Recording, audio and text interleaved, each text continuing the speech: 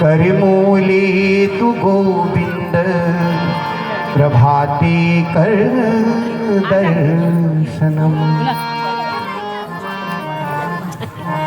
हमको क्या करना है प्रातःकालीन उठ के? कराग्रे वसते लक्ष्मी कर मध्य तू सरस्वती।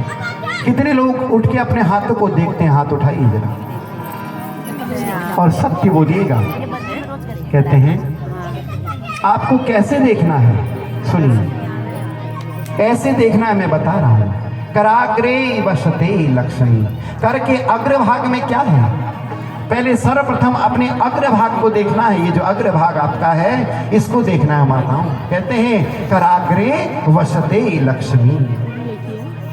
आज हमारे हाथ में लक्ष्मी यहां पर विराजमान है और लक्ष्मी माता से प्रार्थना करनी है कि हे माँ लक्ष्मी, यदि आज मैं आपको व्यय करूं ना तो आप किसी अच्छे के हाथ में जाना, सुपात्र के हाथ में जाना, कुपात्र के हाथ में मत जाना मेरे हाथ से। यदि मैं अपनी लक्ष्मी का दान करूं ना तो कोई सुपात्र के हाथ में जाना, कुपात्र के हाथ में मत जाना। ये कहना है आपको। कराग्रे वसते लक्ष्मी कर मध्य तू सरस्वती। माताओं, ये मध्य में क्या है? लक्ष्मी माँ सरस्वती का वास है। कर मध्य तू सरस्वती। और मध्य में क्या कहते हैं? माँ सरस्वती से आपको विनती करनी है माँ कि आज उठते उठते मेरी वाणी से कोई बाण ना निकले, मेरी वाणी से वीणा निकले, जिससे भी मैं जो बोलूं ना वो शब्द हो, कुशब्द ना हो। मैं सबसे भद्र बोलूं, अभद्र ना बोलूं। माताओं, ये आपने अपने मन में विचार करना है उठकर। बहुत याचना की मगर ये पृथ्वी नहीं मिल पाई। तब मेरी माताओं, मेरे लाला ने क्या करा? एक छोटे से भगवान बराह बन के प्रकट हो गए। बोलो बराह भगवान की जय।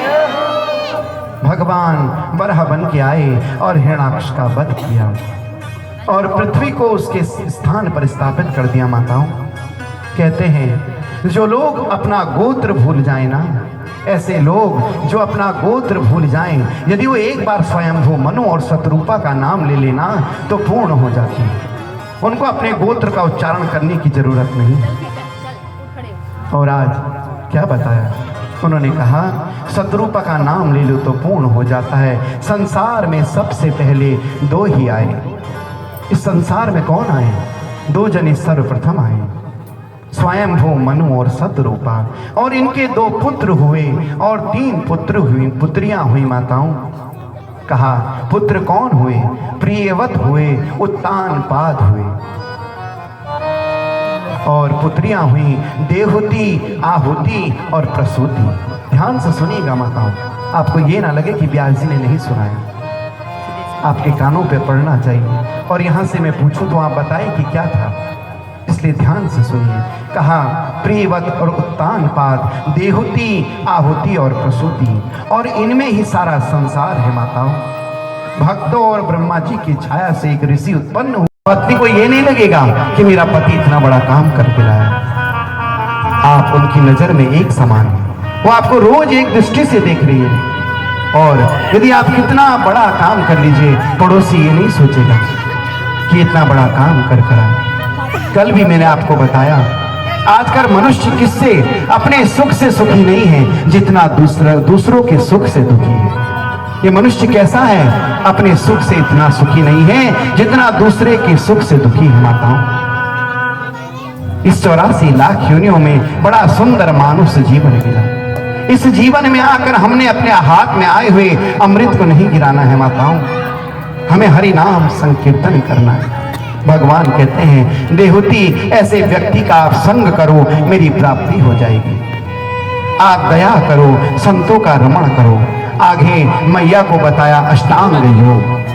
माताओं, अष्टांग योग की कथा आती है। यम, नियम, आसन, प्राणायाम और इत्यादि 8 योग सबको करने चाहिए। सबसे पहला है यम।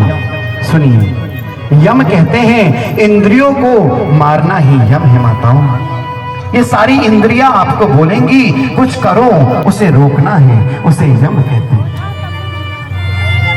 और यम के बाद कोई नियम बनाओ माताओं, कोई नियम बनाओ अपना।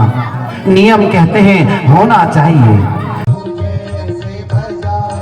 मुरलिया वाले बाके मुरलिया वाले प्यारे मुरलिया वाले बाके मुरलिया वाले प्यारे मुरलिया वाले जीवन है तेरे हवाले मुरलिया वाले जीवन है तेरे हवाले मुरलिया मैया तेरो नंदलाल क्या भलो लगियो मैया तेरो नंदलाल क्या भलो लगियो मैया तेरो नंदलाल क्या भलो लगियो मैया तेरो नंदलाल क्या भलो लगियो मैया तेरो नंदलाल फोटो में मुरूबली कमर में रुमाल फोटो में मुरूबली कमर में